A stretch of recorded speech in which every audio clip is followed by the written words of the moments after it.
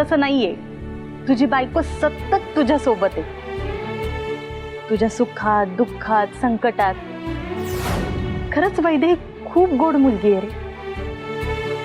ती लाखात नाही करोडोत एक आहे. म्हणून सांगत असते, तेजा, हे असं सतत रागराग करणं, तोडून बोलणं हे सोड. तिचा रिस्पेक्ट कर, तिचं मन जिंकण्याचा प्रयत्न कर. मन जिंकण्याचा प्रयत्न कर. हे धर. तेच तर काय कळना झालंय मला. त्यांच्याशी कसं बोलावं, काय बोलावं खरंच कळत नाही मला. नाही म्हणजे अंदाजच येत नाही ग. कधी चिडतात, कधी गोड वागतात, कधी अशा भडकतात ना की मग विचारायलाच नको. त्यांच्या मनात काय चाललंय हेच कळत नाही मला. बरं समजून घ्यायला जावं तर काहीतरी वेगळाच अर्थ काढतात.